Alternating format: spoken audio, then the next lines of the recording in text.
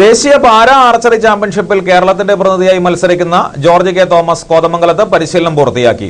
വിദേശ രാജ്യങ്ങളിൽ പ്രചാരമുള്ള പാരാ ആർച്ചറിയിൽ ഇന്ത്യയിൽ ആദ്യമായി സംഘടിപ്പിക്കുന്ന ദേശീയ ചാമ്പ്യൻഷിപ്പിലെ കേരളത്തിന്റെ ആദ്യ താരം കൂടിയാണ് വീൽചെയറിൽ ജീവിക്കുന്ന ജോർജ് കെ തോമസ്.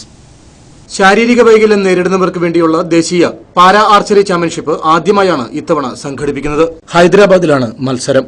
ആദ്യ ദേശീയ ചാമ്പ്യൻഷിപ്പിന് കേരളം അയക്കുന്നത് ഏകാംഗ ടീമിനെയാണ്.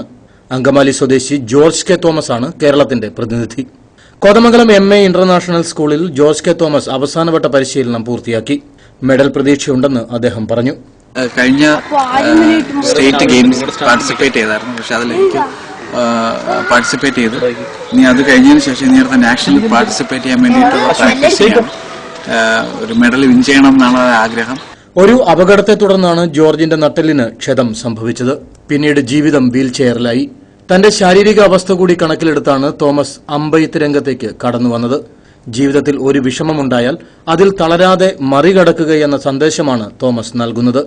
നിങ്ങളുടെ ലൈഫിൽ എന്തെങ്കിലും ബുദ്ധിമുട്ടോ അല്ലെങ്കിൽ എന്തെങ്കിലും വിഷമങ്ങളോ എങ്കിലും വന്നു കഴിഞ്ഞാൽ നിങ്ങൾ ഒരിക്കലും അതിൽ തളർന്നു പോവാതെ നിങ്ങൾ അതിനെ ഓവർകം ചെയ്ത് നിങ്ങൾ ലൈഫ് സക്സസ് നേടാൻ വേണ്ടിയിട്ട് ശ്രമിക്കുക. MA ഇന്റർനാഷണൽ സ്കൂളിലെ വിദ്യാർത്ഥികളുമായി തോമസ് കെ ജോർജ് സംവദിച്ചു. വിദ്യാർത്ഥികളുടെ സംശയങ്ങൾക്കും അദ്ദേഹം മറുപടി നൽകി. സ്കൂളിലെ കായിക അധ്യാപകൻ വിഷ്ണു റെജിയുടെ നേതൃത്വത്തിൽ സ്കൂളിൽ ആർച്ചറി ടീമിനെ സജ്ജമാക്കി വരികയാണ്. ദേശീയ സീനിയർ ആർച്ചറി ചാമ്പ്യൻഷിപ്പിനുള്ള കേരള ടീമിന്റെ പരിശീലന ക്യാമ്പും ഇവിടെ സമാപിച്ചു. വ്യാഴാഴ്ച ടീം ഹൈദരാബാദിലെ ചാമ്പ്യൻഷിപ്പ് വേദിയിലേക്ക് പുറപ്പെടും. ഇവർക്കൊപ്പമാണ് ജോർജ് കെ തോമസിന്റെ യാത്രയും. KCV news Kothamangalam.